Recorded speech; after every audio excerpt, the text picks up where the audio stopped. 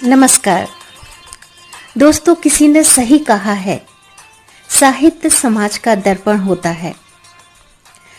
आजकल पूरे विश्व में कोविड-19 के बचाव में लॉकडाउन की प्रक्रिया चल रही है। ऐसे में रचनाकारों को अपनी कला को निखारने का भरपूर मौका मिला है। साहित्यकारों की कलम ने भी अपना जादू बिखेरने की पूरी कोशिश की है। साहित्य संग्रह के इस एपिसोड में ग्वालियर की जानी मानी साहित्यकार सुनीता पाठक की रचनाएं भी कुछ ऐसा ही कर रही हैं। तो लीजिए सुनिए सुनीता पाठक की ये रचनाएं।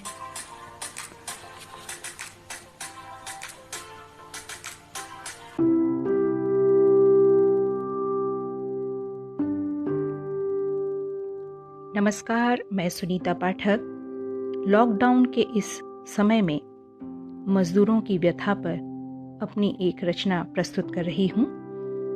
पहला हक।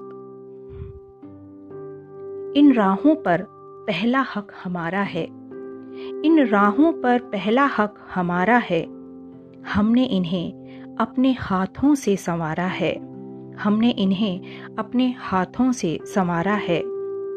आधे पेट रहने को ही मजबूर हैं हम, आधे पेट रहने को ही मजबूर हैं हम।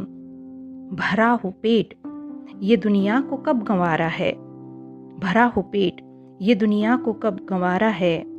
धूप की तपन नसीब बन गई है अब, धूप की तपन नसीब बन गई है अब।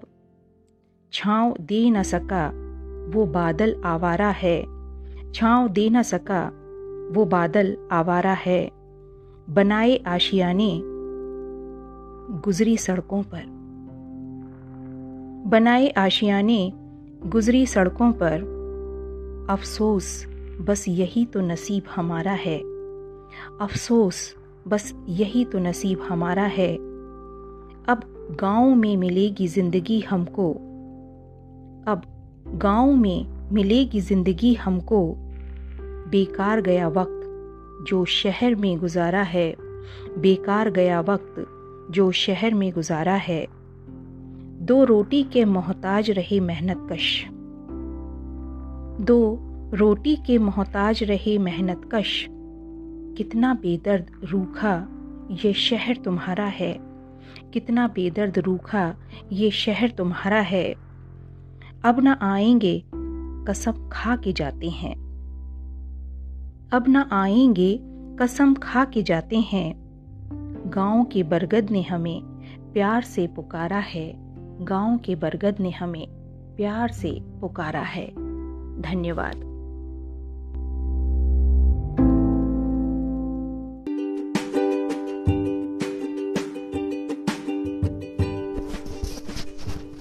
प्यारे बच्चों, अभी आप स्कूल नहीं आ पा रहे हैं क्योंकि अभी आपको घर पर सुरक्षित रहना है, लेकिन पढ़ाई भी तो करना जरूरी है। इसलिए मेरा घर मेरा विद्यालय इस योजना के अंतर्गत आप घर पर पढ़ाई करें। आपको वीडियोस दिखाए जा रहे हैं, किताबें आपके पास पहुंच ही गई हैं, तो इसलिए अपनी पढ़ाई करने के लिए रोज 10 बजे से 1 बजे तक अपने घर में ही विद्यालय जैसा माहौल बनाएं और अपनी पढ़ाई सुचारू रूप से जारी रखें, है ना। मैं आपको यही संदेश देने के लिए एक कविता सुना रही हूँ। ध्यान से सुनना और समझना। ऑनलाइन शिक्षा है जरूरी, मत समझो इसको मजबूरी। रखना है अभी सुरक्षित दूरी, नवाचार से शिक्षा पाएंगे पूरी। वक्त के साथ हमें भी बदलना होगा, विद्यालय आना अभी संभव न होगा। घर में अनुशासित होकर पढ़ना होगा, ज्ञान का गहना जीवन में गढ़ना होगा। पुस्तक को अपना मित्र बनाना होगा, पढ़ाई का समय निश्चित करना होगा। ऑनलाइन विषय को समझना होगा, बेझिझक होकर सवाल भी करना होगा। हाँ, हम में है दृढ़ इच्छा शक्ति, शिक्षा की नई ढूंढी है युक्ति। पानी है अब अशिक्षा से मुक्ति, याद है ना सर्व शिक्षा की सूक्ति। अमूल्य समय मत व्यर्थ गवाओ, नई तकनीक को साथी बनाओ। मन में नव संकल्प जगाओ, पुस्तक में अब मन को लगाओ। हर घर को अब स्कूल बनाओ, शिक्षा की नई अलख जगाओ। रेडियो टीवी से भी ज्ञान पाओ, भाई बहनों को भी संग पढ़ाओ।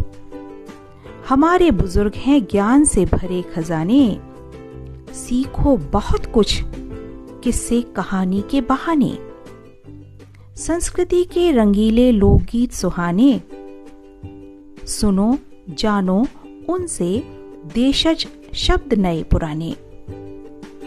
मुंह पर हमेशा मास्क लगाओ, सबसे सुरक्षित दूरी अपनाओ। बेवजह मत घर से बाहर जाओ, सबको सुरक्षित रहना सिखाओ। समय समय पर हाथ है धोना, तभी तो हमसे भागेगा दूर कोरोना। तुम अपना धीरज मत खोना, सबसे है जरूरी निरोगी होना। माना कि अभी वक्त है भारी, हम भी समझें अब जिम्मेदारी। प्रदूषण से मुक्त होकर प्यारी, प्रकृति सच सवर उठेगी न्यारी। आज से ये वादा कर ले आओ, जहां जगह हो पौधे लगाओ। प्रकृति तराशने में जुट जाओ, अपनी धरा को सप्त रंग में सजाओ। जब यह संकट टल जाएगा, खिलता बचपन मुस्काएगा। स्कूल फिर से रौनक पाएगा, सबका संग साथ हमें भाएगा। है ना बच्चों? तो आज से ये वादा करो कि 10 बजे से 1 बजे तक रोज आप घर पर पढ़ाई करेंगे, बाहर नहीं निकलेंगे और जब निकलना है तो मास्क लगाकर निकलेंगे।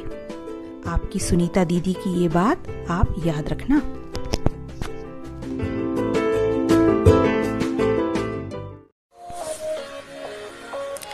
अभी आप सुन रहे थे सुनीता पाठक की रचनाओं को।